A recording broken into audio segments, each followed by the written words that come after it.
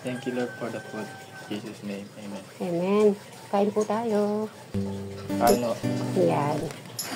At, okay, habang kumakain kami ni Bri, kwento niya about yung tindahan ni Eric. Paano ba style nun? Anong style? 7, square lang. Okay. Parang kubo lang na maliit. Parang yung gano'ng kalaki, yung ginawa mo ron. Ganun. Ay, yung kakristal. Puro bakal. Pero, galing kami sa barangay kahapon. Bawal pala. Dito lang ta, dyan, dyan ako magilid. Ano na lang, manukan na. Manok na lang yung anuhin natin. Manok? Pumunta ako kanina sa farm, tinignan ko yung manukan. Pulungan? Kaya yung mga kawayan mo doon, pinadala ko na doon. Ha? Dinala ko doon, para gagawin ng kulungan. Saan? Dito sa gilid. Ikaw lagi nagugulat. Akala mo, magugulatin ka ba? Hindi. Okay. Ay, ang sarap. So, yung dalawa po, busy pa po sila. Sarap po.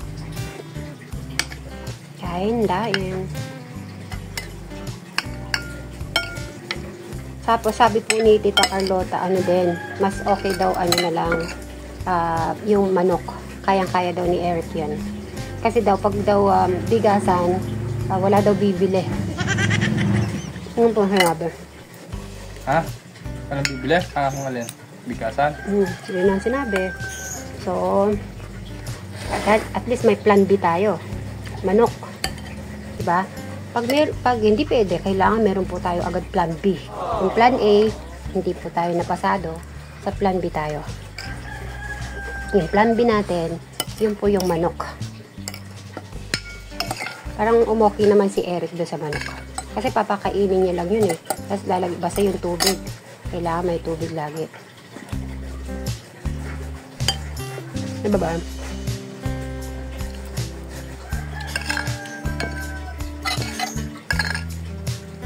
Ganun nga. Yup.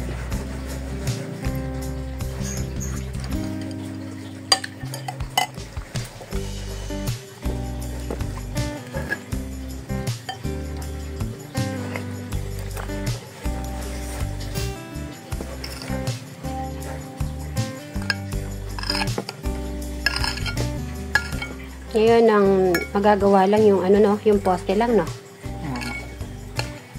Excited ka na sanang gawin yung yung bigasan ni Eric?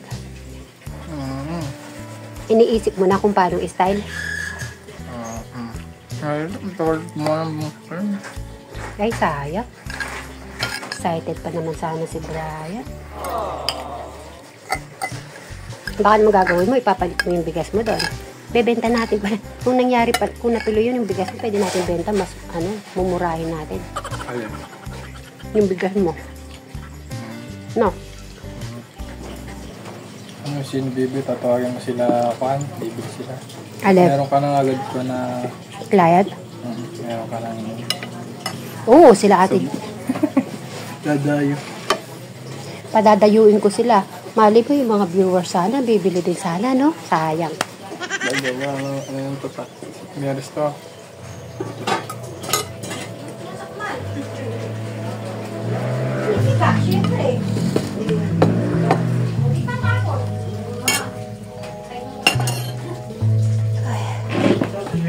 Kainin mo na. Huwag kayo parang hindi maganda sa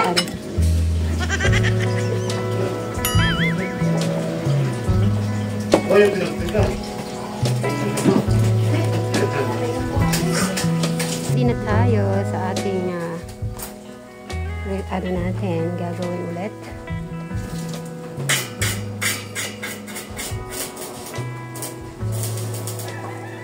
Pinapatibay niya muna yung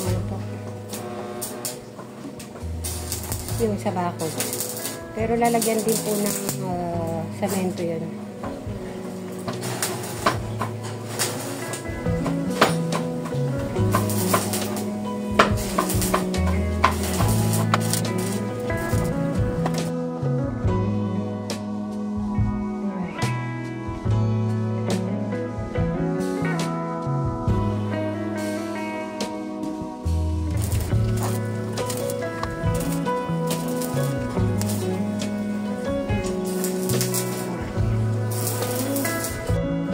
nilagay po na 4 lang. 4 lang po yung para nakakadaan pa sa baba. Ito, Eric, buhatin nyo to sa likod. Sa may kubo, malapit sa kubo. Yung kaya mo lang bitbitin kahit na mga dalawa-dalawa lang. Ayan. Okay. So, lalagay po sa likod yun. Gagawa kami ng bahay ng manok.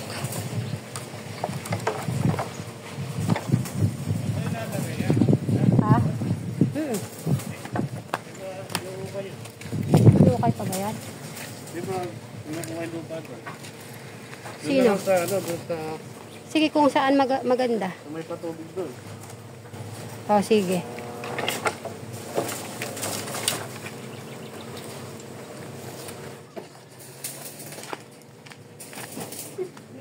Tuloy-tuloy ang ating trabaho. Para kay Eric, itong ginagawa natin. Ay, Eric, pinakakanta pa kita. Ay, sabi ko, 2 lang eh. Oo, naging 3 naman. Ay, naging 4. Bilib na bilib talaga ako. Sabi ko yung kaya lang. Ay, naging 5 pa. Baka masyado mo naman na, Eric, ha? Okay lang sa akin, kahit isa-isa lang gagawin mo, ha?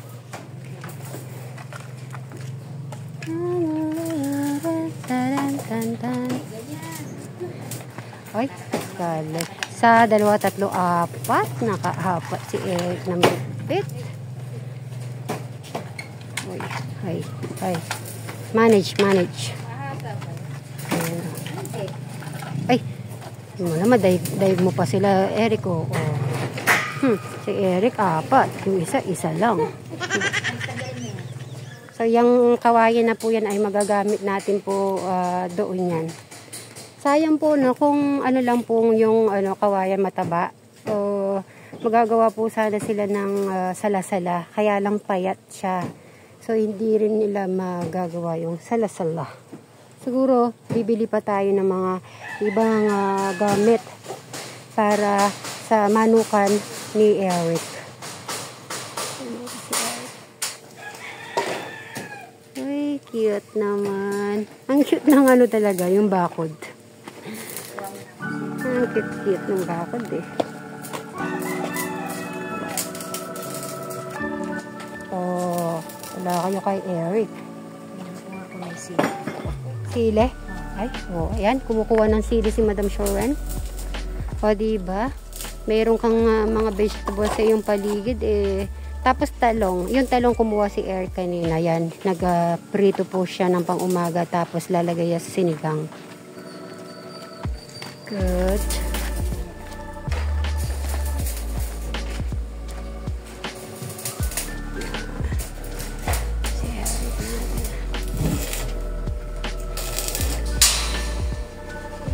Matibay na yan.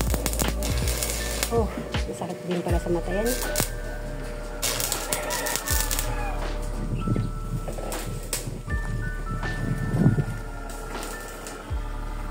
Eric, sa mahahaba kahit isa-isa lang. Kaya kunin mo yung maliliit. Maliliit ka na lang muna. Siyempre, kahit naman na pinapagalaw ko si Eric, ayoko naman din yung hirap na hirap siya. Yung mais mo, Eric, kumusta na? Ay, tingnan ko nga yung mais mo muna. So, anin ko muna yung mais ni Eric. Kumustahin ko muna. Kumusta na? Ay, nasaan na ba? Ayun. Ay. Ayan pa. Yan.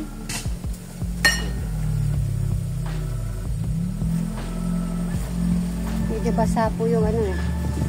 Eto. Ay, wow. Ang laki na yung nakikita ko.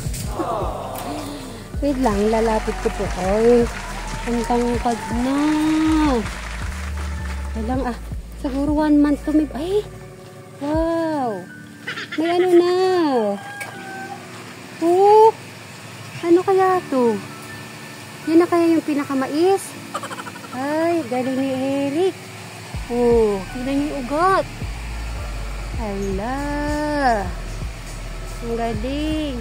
Ito pa yung isa, oh. Siguro yan na po yung magmamais na po siya, no? O bulaklak. Ayan. Dito na ako dadaan para ma-check ko po sila doon. Yan, ang mais po ni Eric, ang laki na. Pinagdala ko po dito yung mga kawayan. Saan ba yung ano natin, ang manukan, ang area? Saan sa Robin yung sinasabi mo? Hindi ba pwede dito? Dito? Gagamitin daw na yan. Sabi nung pal. Yano ng palay ulit. So, pwede, saan tayo mag-ano ng manok? Dito. Dito na lang pag ganyan. Sige, ayusin natin yan. Ano natin ng ano. Ito yung mga ano na yun, malilipat din ulit. Kasi dyan natin. Pwede. Kasi ng 100 pieces, no? Ang ano yun po namin ay 100 pieces muna po. Hanggang matutunan ni Eric ang pag-aalaga ng 45 days na manok. Ayan, dito. Kasi ito po yata ay dito sana inisip ko. Kaya lang yung palay. So, kaya inayos pala ni Brian to. Kasi yun sa tita niya, uusog dito yung palayan po nila. Yan. Ano nyo na ang palay po. Sana lahat po nang nag-aani, umani na maganda sa lahat po ng mga farmers. Yan ang kanilang kabuhayan. Ang ganda ng ulap. Yun yung ano po ni Alex. Ayan, linabas niya na po yung mga gabi niya. Pero sabi nila ay sa lupa mas lalong lalaki daw po ito pag sa lupa. So ayan muna po natin si Alex kung kailan niya ilalagay sa lupa. Siyempre, huwag po natin anuhin muna to, pakialaman. So na po mag-aano yan. Yan, hintay lang po natin sa paglilipat nila ng kawayan.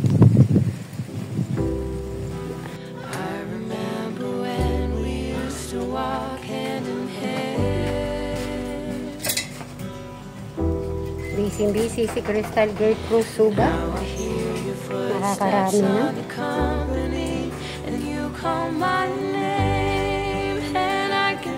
Marunong na siya magbalat-balat ngayon, no? Nun, koko nabalatan. Koko mo hinabalatan. Ay, ang ganda pala ng ano niya. Dapat sarapin mo yan, ha? Masarap na masarap. Nung unang try ko ganito na. Hard work na naman po si Eric ngayong araw. Siyempre, nagpasama tayo ng isa para hindi po masyadong mapagod. Ang ano ko po kasi kay Eric, kaya gusto kong talagang, pag nandito ako ay gusto ko talaga siyang gumagalaw, nagtatrabaho. Para yung ano niya, yung muscle niya, yung mind, yung body, ay di ba pag tayo po nagtatrabaho, gumagalaw, di ba ang ganda sa pakiramdam. Ilang years na rin po siyang nakahiga. Etong ano naman na ito ay kailangan ay mabago na ang kanyang routine ng kanyang buhay. O di ba naubos din po yung mga kawayan. Sa mga nabasa ko dati na Sweet Mary, yung mga kawayan pakiayos para maging maganda ang paligid. Kasi sa sobrang dami yung kawayan po, hindi po namin alam kung saan po namin ilalagay. Alam niyo naman po, di ba, yung mga, ano po doon, yung kahoy, ayun na, tapos yung mga iba pang yero. So, nandun din po. So, hindi na siya kasya. At saka mahaba po. So, katulad ngayon, nagamit natin sa bakod, sa harap. Ngayon naman ay magagamit naman natin sa manukan ni Eric. Oh, diba? Ubus na. Oh, yan. Oh. Ayan na po. Wala na yung mga kawayan yung sinasabi. Parang may ampalaya din, oh. Parang mga ampalaya po ba to? Yung upo po nandoon. Ayun na, isang upo. Pwede na tayo magluto ulit ng upo. Hoy. Okay na to. Sana may dumaan pong mambobote para matanggal na rin po yun. Pahinga ko muna po si Eric. nag-continue si Sir Robin saka si Sir Jeff.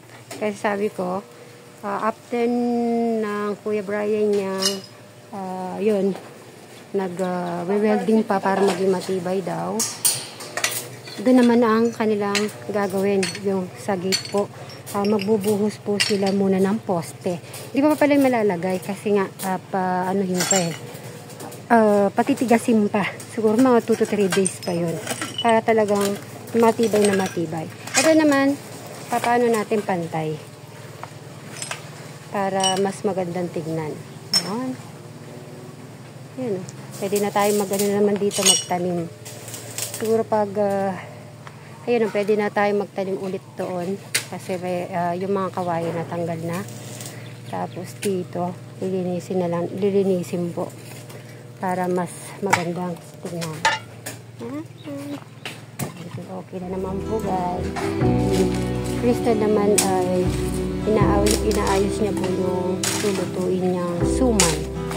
I remember when we used to walk hand in hand, but now I hear your footsteps on the company, and you call my name, and I can hardly stand.